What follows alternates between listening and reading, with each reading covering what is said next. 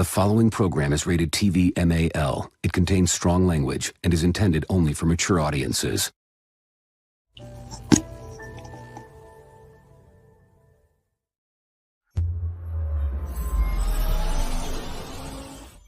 Hold up, hashtag heels for life. Wanna welcome everybody, yeah, we gotta get it hype. Hey, every week talking wrestling, we get into it. Current events, even guests that we're interviewing. Hosted by Chris, Kid USA, and Nappy Boy. Shout out to Ziggy, put the smack down, you can't ignore. The best you gon' find anywhere online. Tell the competition they about to get clothesline. Hold up, hashtag heels for life. Let's go.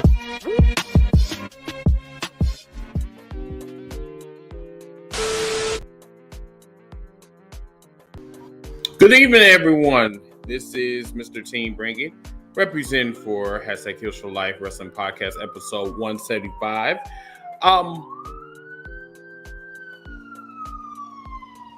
Thank you.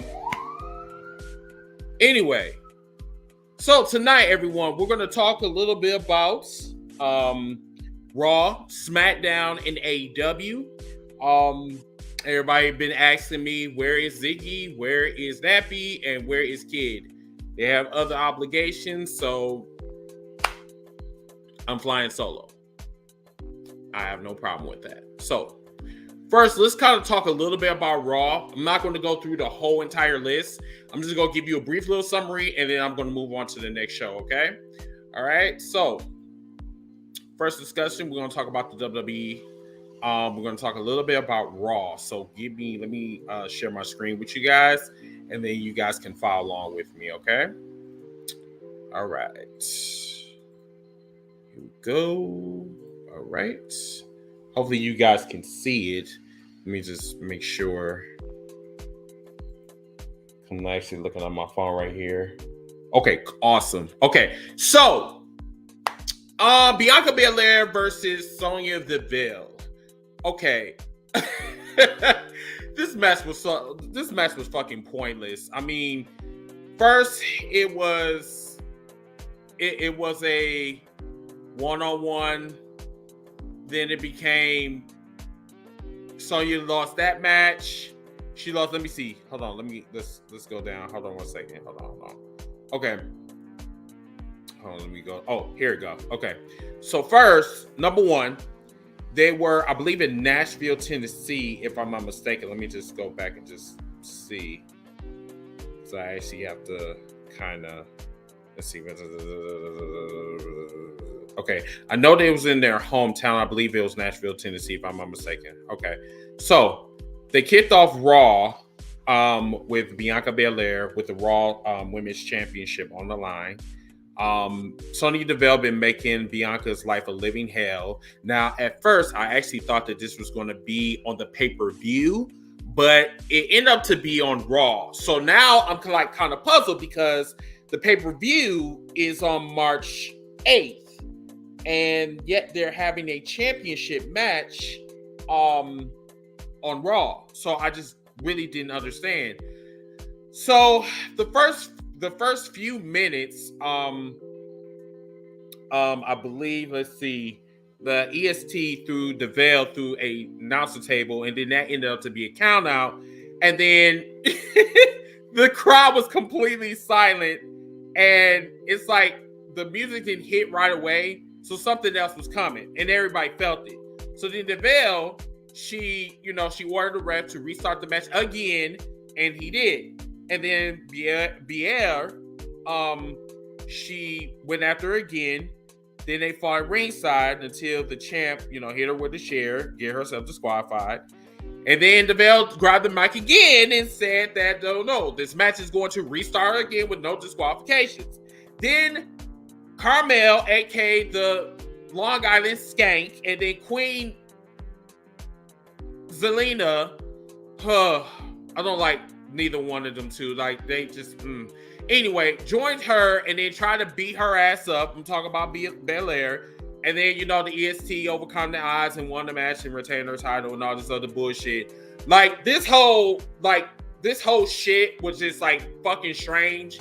And it didn't do Bianca any favors, because the way she's being booked right now is the same way as how Kofi was booked. Now, I hate to make those kind of similarities between Kofi and another black champion, but if you really look at the patterns, it's like you can't help to put out some kind of similarities. Like, why is she being booked to look like trash?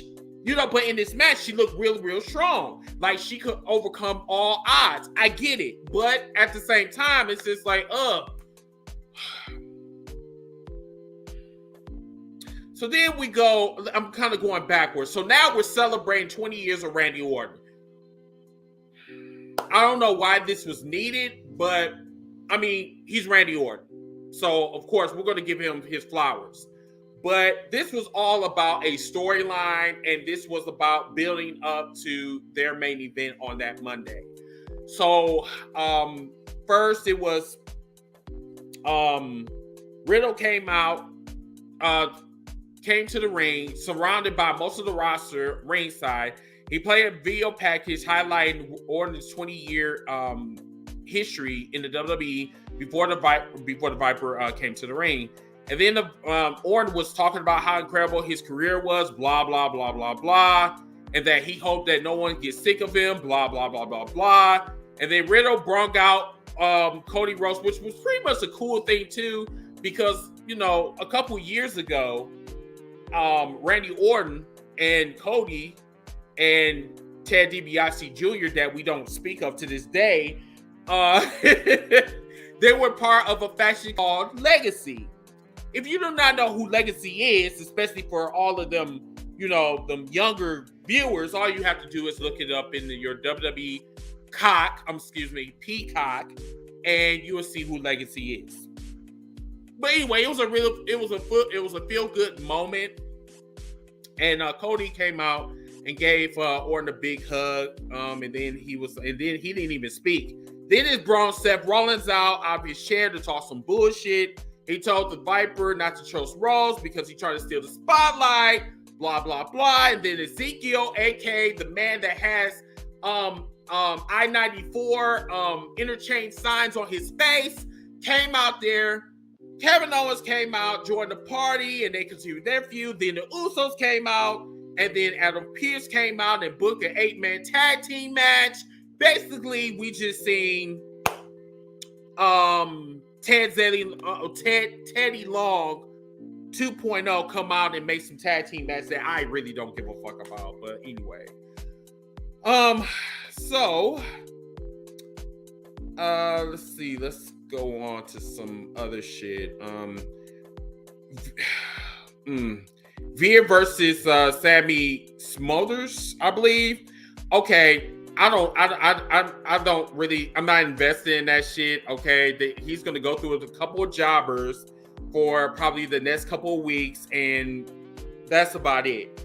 So I'm not really giving a fuck about that. Almost there. Versus Bobby Lashley arm wrestling match. Did not give a fuck about that. We already know that, Bobby Lashley is going to get his ass whooped a couple of weeks or whatever before the pay-per-view. Well, actually, you can't even say a couple of weeks. It's going to be, for probably another week, because we already know more than likely Bobby Lashley is going to lose to Almost, because Almost need to look strong, just like your boy Roman Reigns. But we ain't talking about him right now. Let's move on. Reggie, Dana Brooke, and Tamina and Akala Tozawa. Bitch, I don't even want to talk about that match. This is completely stupid. So let's move on from that. Becky Lynch. Oh my goodness, Becky Lynch. Okay. She came back and her hair was even shorter than before. So she comes out and with this, I guess, this crazed look, like, she's like, she took some Lord Zed type of juice or some type of shit. I mean, I don't know. She came out and she said that she's going to excel to the top and she's going to go after that bitch called Bianca Belair. She stole her title and stole her life, and this is the first time after Raw that she hasn't had the women's championship and all this other shit. And then that's when Asuka decided to come out. Oscar was was going off at the mouth and saying, "Oh my God, oh, and then she hit her in the nose or upper nose or some type of shit. So I'm assuming that this is their next rivalry. Whatever. Moving on. Finn Balor versus Damian Priest. Listen.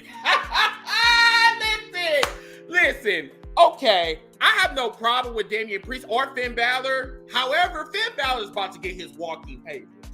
You might not want to believe me, but trust me when I tell you this. Finn Balor is about to be excommunicated from the WWE because he has been on a losing streak, and unless he is about to join with the Judgment Day. I don't know if this is, they named it after Terminator, or they even named it after a pay-per-view that Edge was on in 2006 or 2007, but whatever. Finn Balor lost that match, and I don't know what the fuck they're doing with Finn Balor. Finn Balor is being treated like Chris Jericho when he was in WCW. Like, he has enormous, loads of potential, but they don't want to use Finn Balor because Finn Balor is not the flavor of the week, the month, the year, whatever. We move on. The Miz versus Mustafa Ali. Mustafa Ali! I was trying to figure out when this motherfucker was going to show up, but, So apparently, it's either he about to get his walking papers or they about to get him a few. Either way, I don't know. I don't know. Mustafa Ali, I believe, was going after a title. No, yes. He was going after, let's see. Well, first, Miz, this was all on Miz TV, okay? So Miz welcomed Theory as his guest for this week's episode of Miz TV. And then the new, the new United States champion came out, and he was no longer going by Austin. Stupid. Okay. But anyway, they were stroking each other's ego, putting themselves over like typical heels, blah, blah, blah. And then the Miz was giving him advice about him watching his back while he had the U.S. Championship around his waist. Mustafa Ali came out, made his return for the first time since Crown Jewel. Oh my God, that's a long time. Goddamn. The Miz and Theory joked about not knowing Ali still had a job. They called him the man that took his ball and went home. Don't this sound like another Austin? But whatever. Let's move on. Ali declared his intentions on chasing the United States Championship, even though that's the only title that he can really go after, but whatever. He called Theory a coward for when he refused his challenge. Theory texted Mr. McMahon and got a match booked between Ali and Miz, which the A-lister was, which he seemed like he just did not like at all. The match was, I guess, okay. But at the end result, let me see. Ali ended up winning with an improvised pinning combination to counter the figure four. The moment Ali came out, the energy in the arena picked up. Not only he did a good job on the mic, but he also looked great in the ring. As he was celebrating, Ciampa came out and attacked him out of nowhere. So, I don't know where that's going to head, but we're going to have to see. Let's move on. Okay, so, Cody Rhodes, Ezekiel, RK Bros versus Seth Rollins, Kevin Owens, and the Usos. Honestly, I did not give a fuck about this main event. It was pointless, but it's just further the storylines, I guess. But you already know who won. The Faces was going to win because this was Randy Orton's night. So, of course, the Faces was going to go over. Y'all, to be honest with you, I don't know what's going on with Cody. Cody, I feel, is going to be stuck somewhere in between mid-card status and main event. Like, he's somewhere. The WWE, like I would say like this. WWE is milking the fuck out of Cody Rhodes because guess what? He's the favorite of the week. So, of course, they want to shine their new toy, come all over it, And then when they're done fucking the shit out of their new toy, they're going to throw him away like yesterday's trash. And if you don't believe me, ask Amber Moon, but whatever. Oh, God. Okay, let's go on to SmackDown. I'm sorry, y'all. I'm being like really, really shady right now, but because like the whole thing is that the WWE can clearly, like, you know what I'm saying, stop being trash. But for some reason they just, I mean, I don't know. Let's give out some shout outs real quick. What's going on, Derek? What's going on, Juan? What's going on, Corey? Isaiah Marshall. What's going on from YouTube? Ethan, what's going on? Ty, what's going on from YouTube? How you guys doing? All right, so let's go on to let's go on to SmackDown. All right. Matter of fact, hold on. Let me share my screen again. All right. Okay. Yes, share. All right. All right. Let's go to SmackDown now. Now, SmackDown, I did not watch. So what we're going to do is we're going to kind of go through the winners, and we're going to have like a little conversation about this, okay? All right. So, of course, Charlotte Flair, you know, that looks like a mannequin. The whole storyline about SmackDown right now is that WWE is continuing to build towards WrestleMania Backlash. They need to stop using WrestleMania because they're not in WrestleMania anymore, so they need to stop. Just call it Backlash. But anyway, it's their premium live events on Friday on SmackDown with a show that putting the top brand rivalries in the superstars front and center, featuring a steel cage match for the main event. With nowhere to hide, Drew McIntyre finally got his hands on Sami Zayn. This time instead of a steel cage. I'm serious. This build-up, what they've been doing for like the last like 2 weeks and a half, has been like completely stupid. But you know, whatever.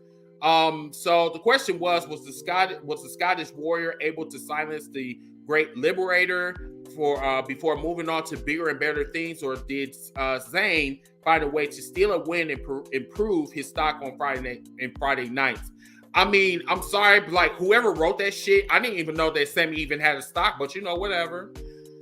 Oh, so the next one was did Charlotte Flair or Ronda Rousey beat the clock in their attempt to earn momentum and bragging rights entering the upcoming extravaganza in their I Quit match for the SmackDown Women's Championship? Now, this is how I feel about this.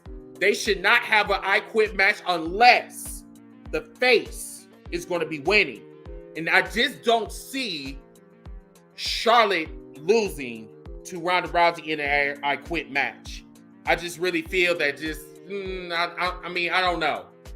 Like, I don't know how long Ronda Rousey's going to stay around, because if you really, really look at it, she's just a wrestling celebrity. She's not a full-time wrestler. It's like, you know, they brought her in with all this fucking money and shit. And I'm sorry, but the buildup has just been trash. You know, now I've been in and out. I've been watching their rivalry, but it's like I said, there's nothing different. There's nothing authentic, if you will, about this whole feud. It's like we already seen this shit before. Let's see something else. But but some people said that, you know, they have the best women's division in the WWE, but then yet they're having a hard time finding number one contenders for Charlotte. You know, whatever. Let's move on. So, so the steel cage match with Drew McIntyre and Sami Zayn. So, let me see. Okay, so there was nowhere to hide. Run or hide from Sami Zayn on Friday night, as Drew McIntyre finally got his hands on the Great Liberator inside the steel cage on top of the show.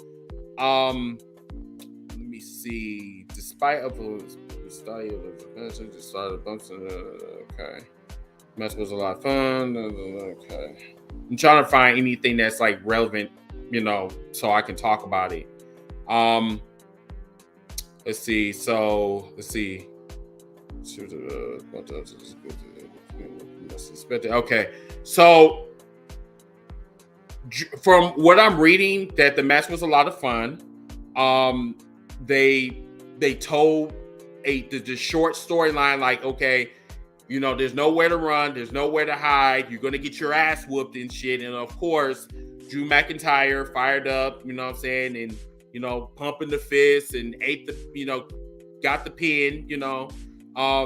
Drew McIntyre left with a whole bunch of momentum on his side, and clearly the top contender for Roman Reigns and the Universal Championship. Well, I mean, no duh. I mean, there's no one else to challenge Roman Reigns. I mean, Roman Reigns went through everyone on SmackDown, so there's really no one to really like challenge him directly. I mean, you got Bobby Lashley that's busy with Almost There, and then you got like Big E that's, you know what I'm saying, like his career is finished.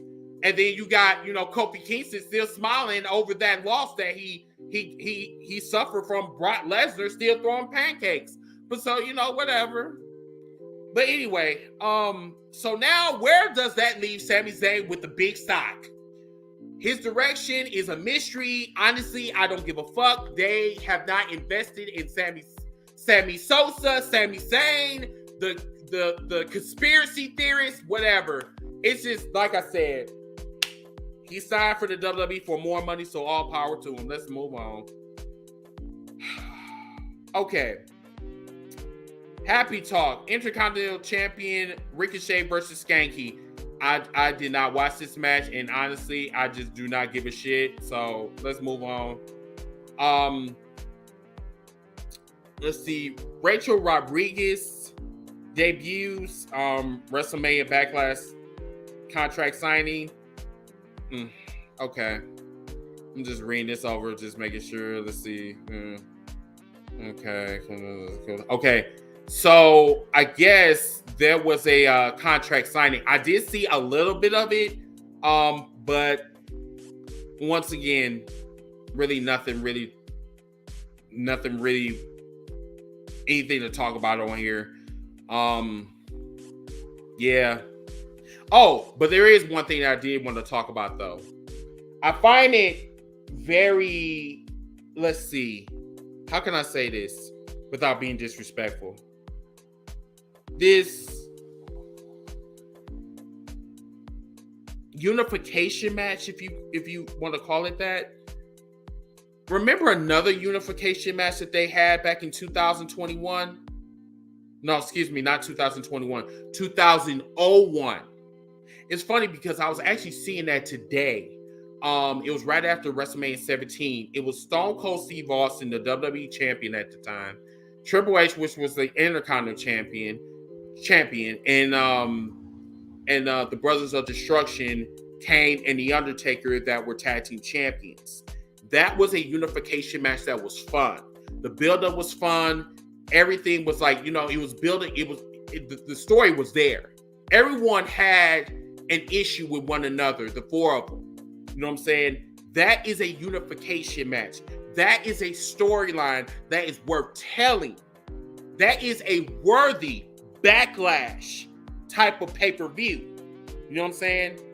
And I look at this right now with the unification match that's coming next Sunday against the Arcade Bros and the Usos. It's like I'm just not invested. I just don't give a fuck. It's like the WWE haven't did anything to make me care about their storylines. Their storylines is like, it's like we're going to center this all about three people and everybody else is irrelevant. But yet you want us to watch your product, but then yet you don't take the time for us to give a fuck about your product. So that's why when I look at this shit, I'm just like, oh, okay. And then Drew McIntyre, why do you want me to care? Give me a reason why to care. I'm like, my nigga, like you've been dealing with the Burger King dropout crackhead for like 6 months, and you want me to believe that you're a credible threat to Roman Reigns' Universal Championship.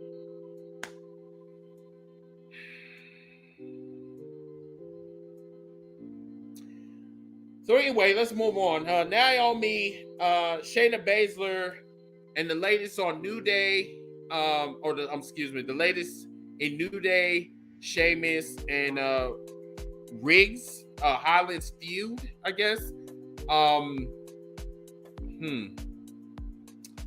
Yeah, I don't even think this is even worth talking about. Yeah, this ain't even worth talking about. The Beat the Clock I Quit Challenge. Let's read a little bit about this. Okay, so bragging rights, momentum was at stake from the last. Okay. Ronda Rousey set the bar at 141, and unfortunately, Shazzy with the ankle lock. Okay. All right.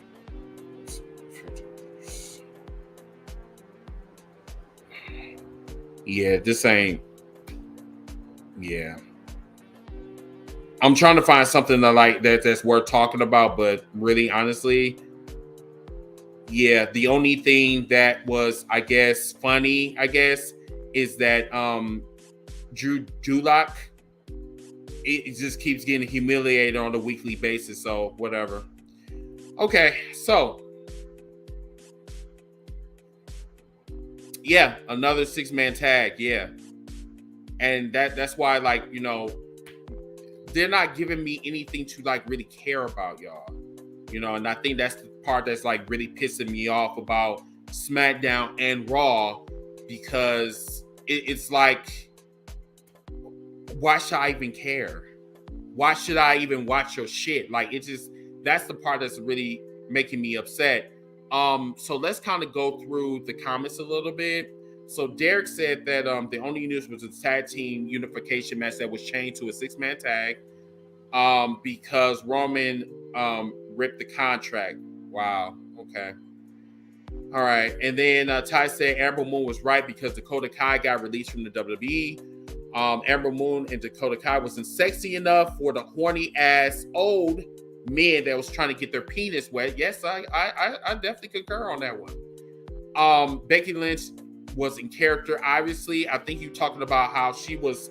I haven't got on that part yet, but I think no, I don't even think I even talked about that yet. But yeah, we can actually talk about that in a minute. Stephen, what's going on, Stephen? He said the Amber Moon interview was depressing. Yeah, it was. So Kevin said, so after Drew, then who? My nigga. Kevin, I've been telling people this shit for the longest. Matter of fact, if you've seen the Wolfpack Wrestling podcast this past Thursday, me and Mike was arguing back and forth because he feels that SmackDown should be evolving around one person. Or if you really want to be technical, 3 people. And that's the bloodline. That shouldn't be the case. Because if you try to make Roman a fighting, defending champion, you have to have a supporting cast. If you do not have a supporting cast, your reign is going to be trash. So, your question is spot on. Who is going to be after Drew? I have no fucking idea because they don't have a supporting cast. And the funny thing is that it's 32 minutes and it hasn't even been an hour and I'm flying through this shit because I don't want to talk about this. This shit is stupid. It's like I get on this podcast and I'm just saying to myself, it's like I'm repeating myself over and over and over again. And I'm like, I feel like I don't want to sound like no goddamn tape recorder, but at the same time, it's like this is a repeated situation with the WWE. You can't call yourself the top dog, and yet you can't even keep nobody's attention span longer than fucking 5 seconds. Am I wrong? I'm gonna agree to disagree, y'all. I know a lot of y'all out there talking about, oh, you're a hater. No. Keeping this shit real. Because tell me, where anywhere in the WWE universe is there one storyline that you're interested in other than the bloodline? I'll wait. I know I'm gonna be waiting a goddamn long time, but you know, whatever. So, Kevin said, no, I mean, after Roman beats Drew, then who will he face? Cody? I don't know. See, if you had a supporting cast, you wouldn't have that problem. Am I right? Okay, then. Dare said, that's just a maybe at the moment.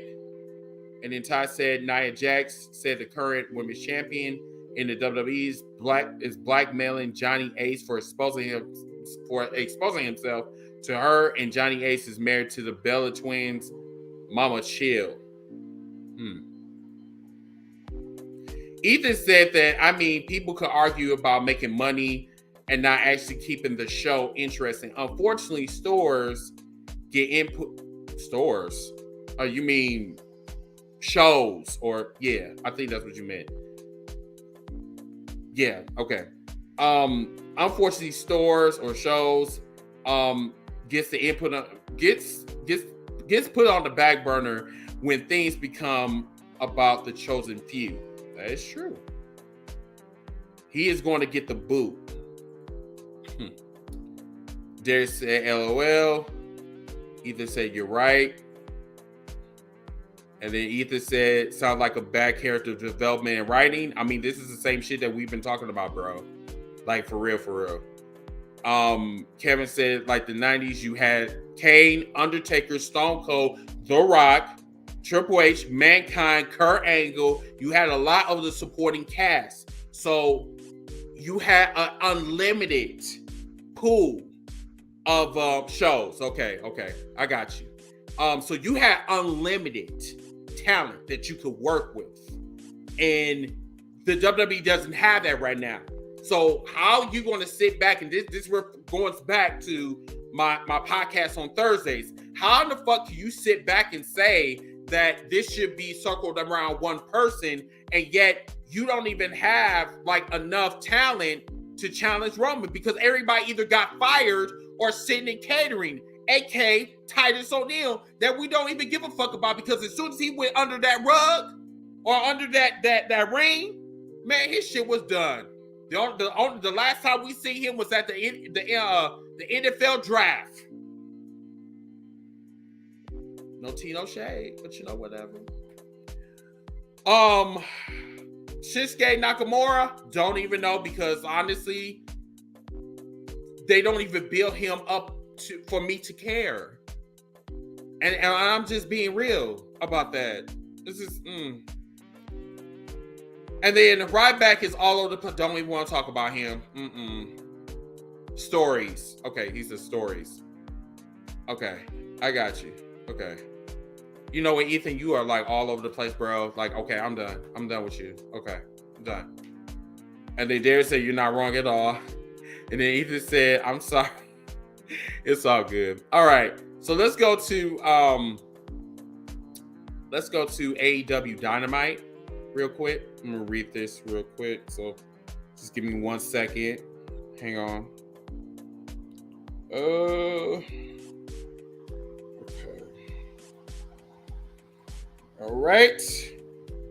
All right. So this is the results for Dynamite. So here it goes. The Owen Hart Foundation men's tournament qualifier, Dax Harwood versus Cash Wheeler. The ladder match for the TNT Championship, Scorpio Sky versus Sammy Guevara. Warlow versus Lance Archer. There was a let's see, I think that, yeah, this was I think it was is it an 8-man tag, I believe? Yeah, it was. I think it was. Yeah, 2, 3, 4, 5, or 10-man tag, I guess. I don't know, whatever. So anyway, Brock Anderson, Lee Johnson, Dante Martin, the Varsity Blondes versus Adam Cole, Young Bucks, and Red Dragon, and then Philly Street Fight, Kushida and Serena Deb And then the Blackpool Combat Club, John Moxley, Eula, Daniel Bryan or Bryan Danielson, The Factory, UT Marshall, Aaron Solo, and Nick Komoro, I believe. I don't even know who he is. Anyway, so the Owen Hart Foundation Men's Tournament Qualifier, Dax Harwood versus Cash Wheeler. Fucking phenomenal. This match was just great. I mean, and the crazy thing is, they were mimicking the match between Bret Hart and Owen Hart at WrestleMania 10. Somebody did a side-by-side comparison, and I'm like, dude, they had the match to a T. Like, oh my God, the shit was dope.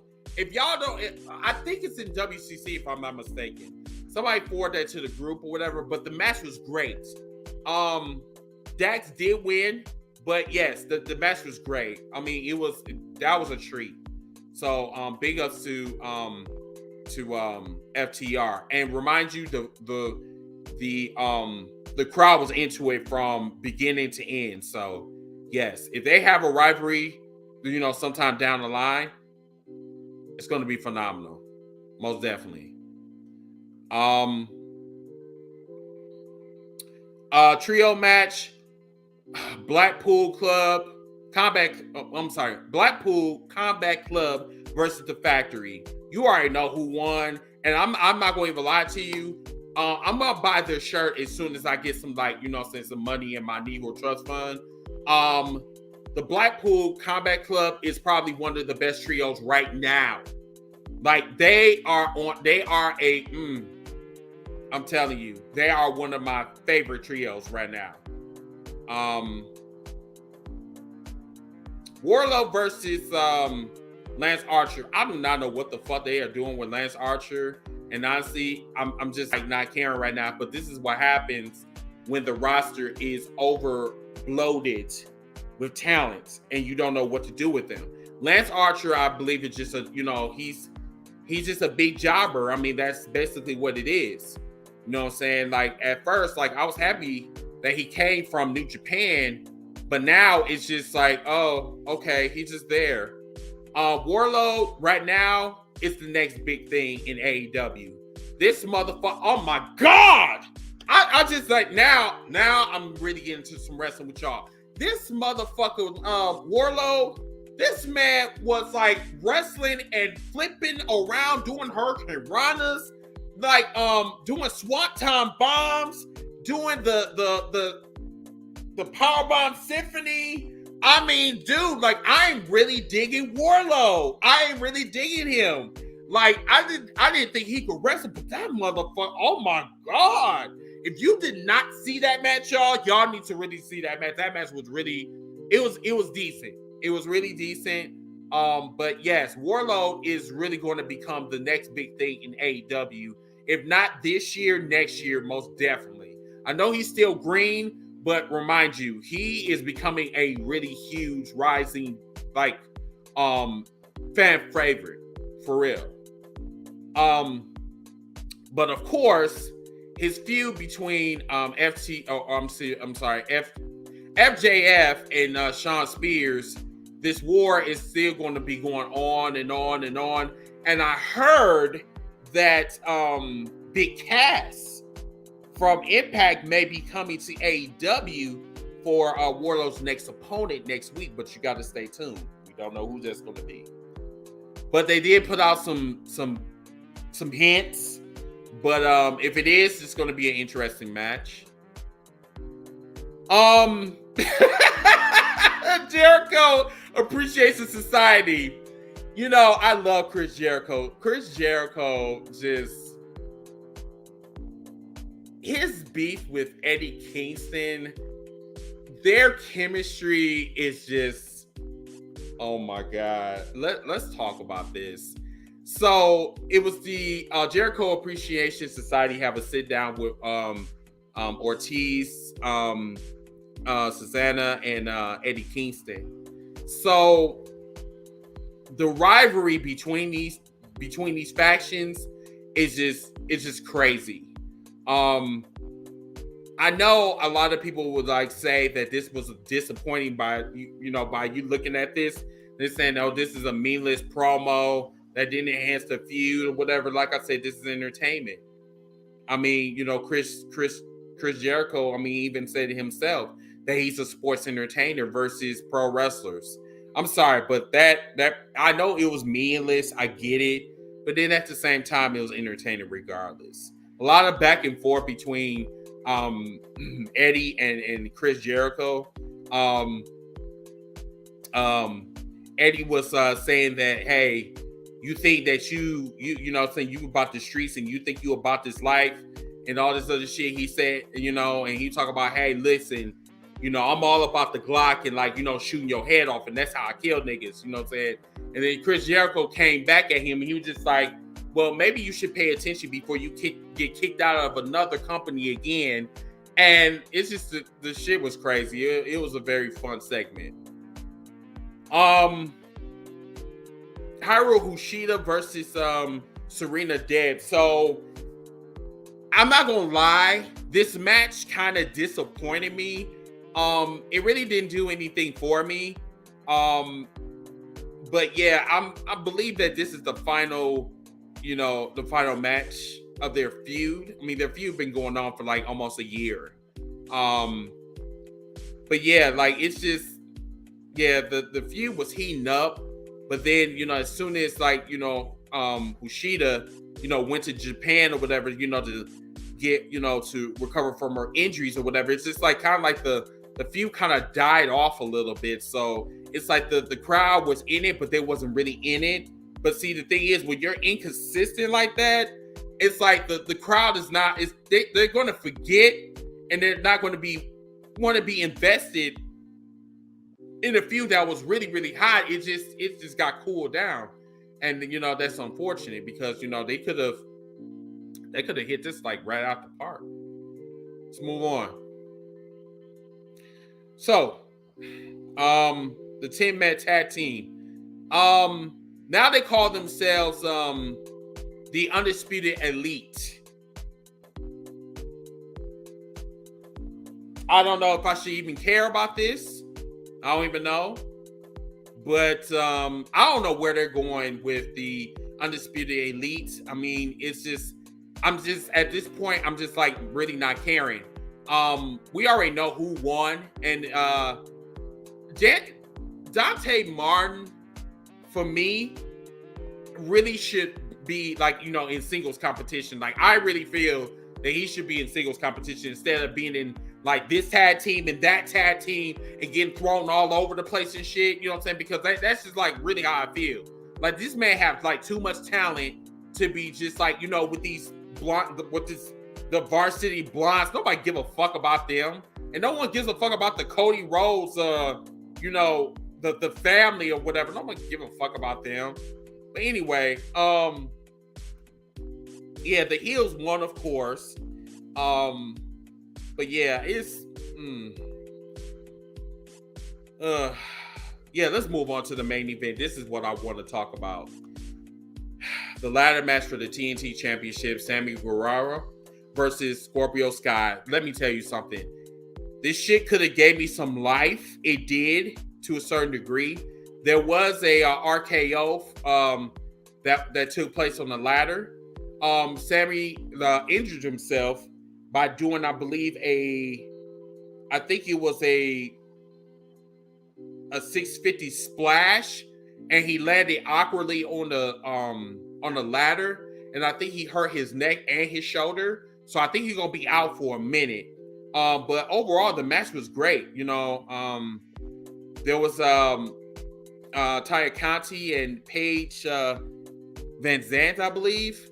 They got involved as well in the match. So it made it a little bit more interesting because like there was a couple of spots like we didn't know like who was going to win, and that's how like you really get the crowd invested in a match like this, because like, see, this is Sammy's match, and Sammy is the king when it comes to ladder matches. I mean, you've seen the last couple of ladder matches he has had or he has been involved in that's been absolutely great. And like I said, this is his show. So then when you look at, you know what I'm saying, when you look at Scorpio Sky, you don't think will actually win this match because like he's not, let's be honest, he's not the favorite of the week. Sometimes he's not, because he just lost like a couple weeks ago. And like, you know, a black man winning a title is kind of rare. Like I hate saying that, but like, you know, in the wrestling business that we love, this is basically how they pay black folks, you know. But fortunately, Scorpio did get the TNT championship. And it was great. It was great seeing it. Now I just hope that he has a longer reign, because I'm sorry, like, dude, they need to stop fucking around with Scorpio Sky's like career and make him like a really great main event player. I think it's time. It's good that he got the TNT championship. I heard that there was a couple of people, you know, people on social media that said that they don't appreciate the TNT championship being like tossed around like, or being tossed around like a hot potato. But then you got to understand, you know what I'm saying? No one was complaining when The Rock and Mankind back in 99 was playing hot potato with the WWE championship. So I'm like trying to figure out, like, I mean, if they can play hot potato, then why they can't play hot potato in this TNT championship? Like, I don't have a problem. Because, see, the thing about it is, if you really, really look at it, all four of them, the ladies and the men, were telling a story. You got to look at that. Instead of like saying, oh, I'm tired of playing hot potato with the championship. They told a story. We had double turns. We had flips. We had flips and twists and turns and 360 and all that shit. We had all of that, all in one feud. And it was over a course of 3 weeks. Come on now. You telling me that they didn't tell a story in that ring? Come on. Stop it. But that's all I have to say for or that's actually all for AEW this week. Woo! Man. It's a lot. It was a lot to talk about. Definitely a lot to talk about. Let's see some comments up here. So Derek said that that was the only best match so far. Derek said that Lance is turning into a jobber. Yes, he is, unfortunately. Let's see. Kevin said that they think they're going to get a trio title soon. I'm surprised they haven't even got it yet. They haven't got it yet.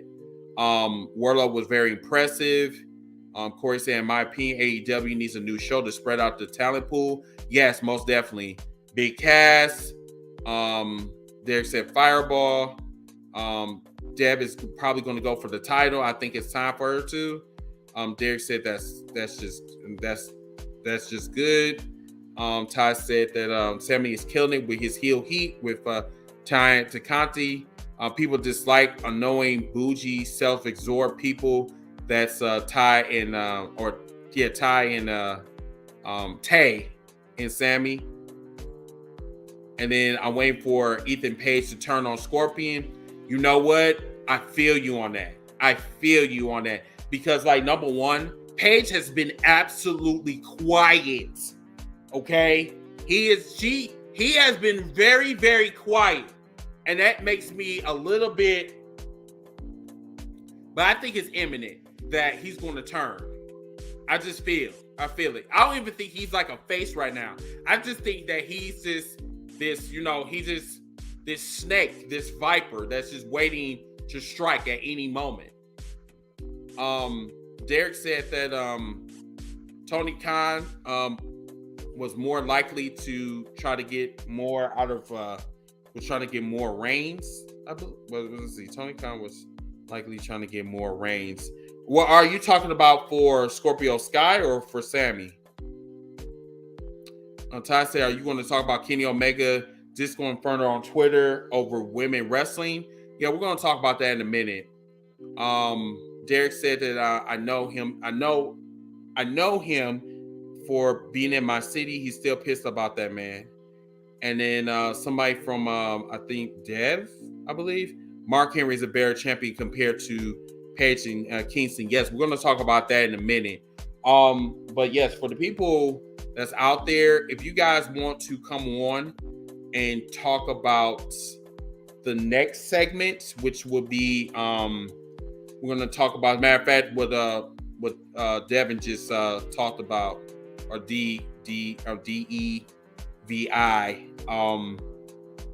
We're going to talk about Paige and Kingston in a minute. So what I'm going to do is I'm going to take a quick commercial break, and then I'm going to get you guys on here so you guys can talk with me about this, because, you know, I know a lot of people are going to have a lot of comments about this, and I do want to hear what you guys have to say about this, because I think this is worth talking about, most definitely. So let me hang on a second. Okay. All right. So I'll be right back. Enjoy the commercial. And yeah. All right. All right, y'all. All right. Be right back. Hashtag Heels for Life will be back after this brief commercial break.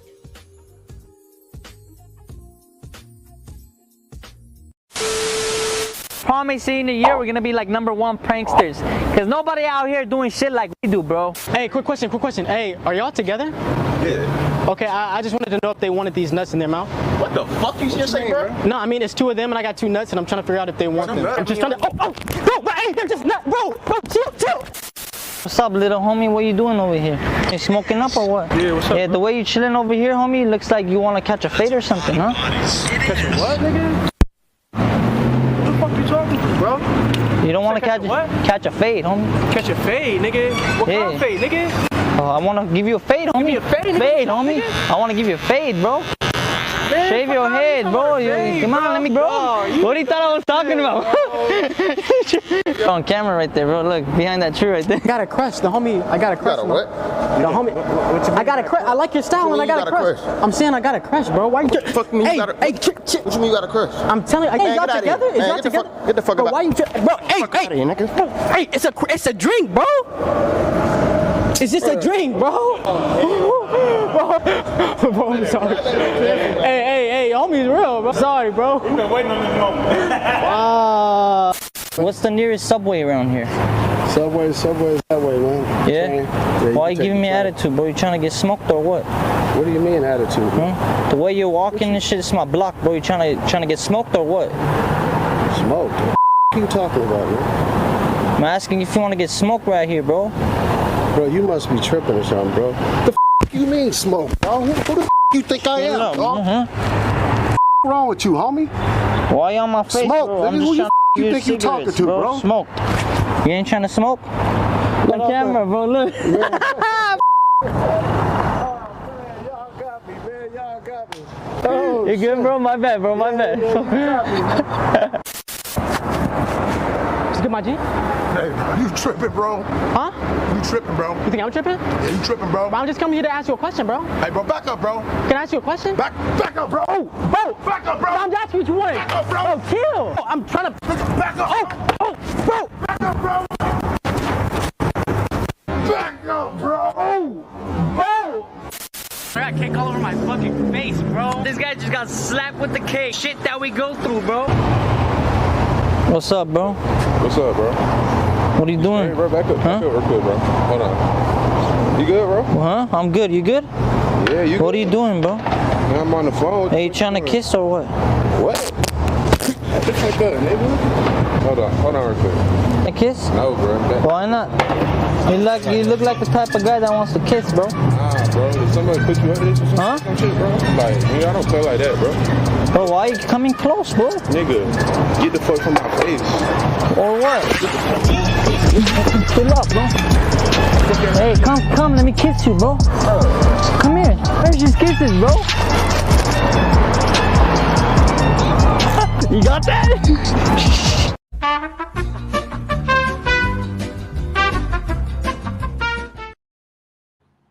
All right, y'all. I know that was really, really stupid. Okay. So let me see. Okay. All right. All right. We are back. All right. So we are going to talk about the main event. All right. Let me see. One moment, y'all. Okay. So this is our final segment. Segment 3. Kofi Kingston / Adam Hangman Page, lame duck world champions. What do you think? So, I'm going to bring some of you guys on here. I know this is a slow night, so... Oh, wait. Shit, my bad. All right. Bring y'all on here. Give me a second.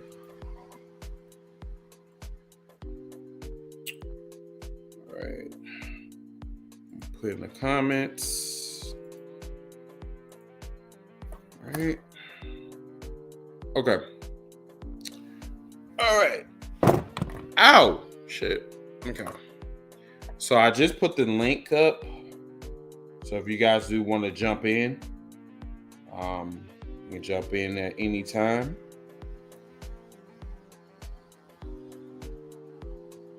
Let's see. All right.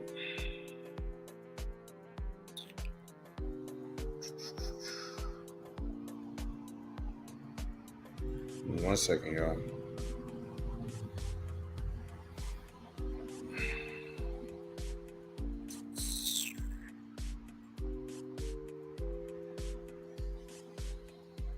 I hate when this damn thing slows down.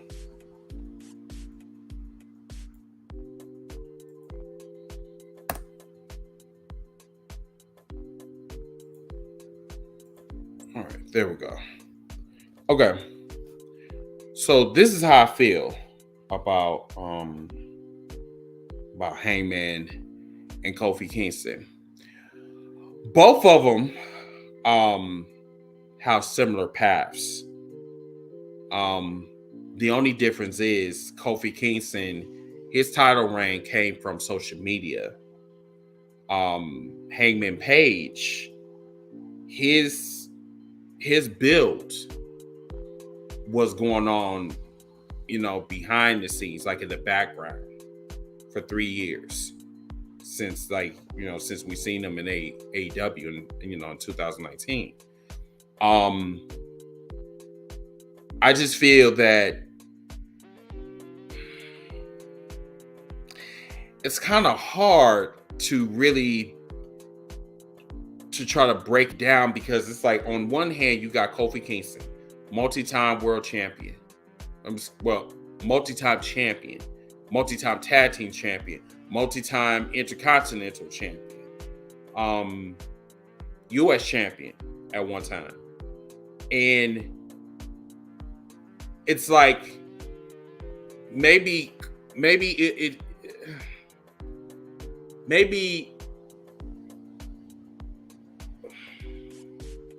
I don't know. It's kind of hard to really say that, Kofi Kingston, this was all his fault, because it really wasn't. Like, the people that he was facing was not really credible, except for Randy Orton. It's like, that was the only part that we really gave a fuck about as far as Kofi, Kofi opponents, because Randy Orton was the one person that set, Kofi back. And I'm not going to even lie to you, there was always an aggression between them two.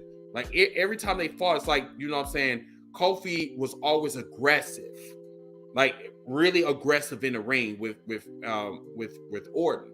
And it was the same with Randy Orton being aggressive toward Kofi Kingston. And as much as I want to say, yeah, he faced Dolph Ziggler, he faced Randy Orton, and of course he faced Brock Lesnar. There's really nobody that was there that just said, like, you know, Kofi had a successful, you know, WWE run. And it was 6 months of trash. Samoa Joe. Okay, yes, Samoa Joe. Thank you for that. And it's just like, and then you got Hangman on the other side, face people like Daniel Bryan, Adam Cole twice.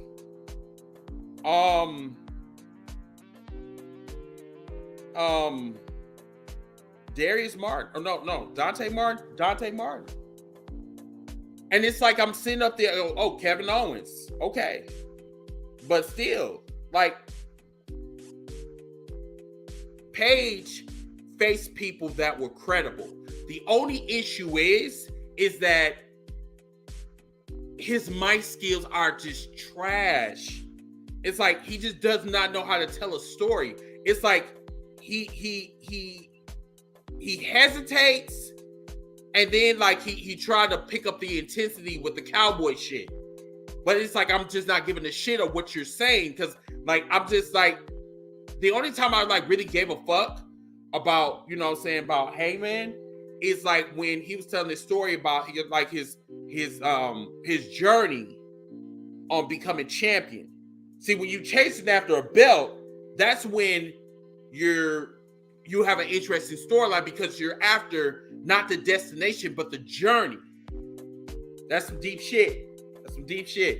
You're not after the destination but the journey. And that's how I seen Hangman. But as soon as he got to his destination, it's like, ugh. Yeah, and that's what I'm saying. Like, Derek, you know, I don't think that they couldn't keep this away from CM Punk, because CM Punk said this from the beginning. He is going to be world champion. And that's where I knew that we was going to head into this big problem, because there was two issues we was heading into. Number one was going back to Chicago. Number two, CM Punk right now is the hottest face right now that they have on the roster. And then when you look at it, like, if you look at somebody like Hangman Page, do you actually think that you want him to go into the summer, into Chicago, being champion? No. Now, as far as his matches go, matches were phenomenal. They were phenomenal like a motherfucker. But as far as him being champion as a whole, my nigga, we already talking about somebody taking your belt. That's not good. Because Kenny Omega has the it factor. This man was going around other companies and grabbing their belts. And was doing this shit for almost a year, my nigga. And it's just unfortunate that, you know, Paige is about to lose that belt in the same place that made CM Punk famous, in Las Vegas. How ironic! That is crazy. This is like a full circle. Like, the shit is crazy. Not Chicago, but the same place that made CM Punk famous, Las Vegas. That's crazy. That shit is crazy. But lame duck champions, I mean, I have to say they both are lame duck champions. I hate to say it, because like Kofi really didn't do anything impressive during his, you know, his title run. And then when he was champion, the crowds died down. That's the fucked up part. See, the thing is that because you was with New Day, it kind of made you stale. And the crazy thing is that it's really fucked up that you have to be in a trio in order to keep yourself relevant. But on the flip side version with Hangman Page, it's just no one really cares. No one's invested. Yeah, John Moxley was, because John Moxley had fire. John Moxley was charismatic. Hangman Page is not charismatic at all. The motherfucker's boring. Hate to say it, but he's boring as shit. So I cannot believe I got through this within an hour. Oh my God. So yeah, everybody, this is a slow night. I was anticipating a slow night because, everybody Saturday night should have did it on Sunday though, but I mean, it is what it is. But I'm glad that I did come on here and kind of talk with you guys about that. You know what I'm saying?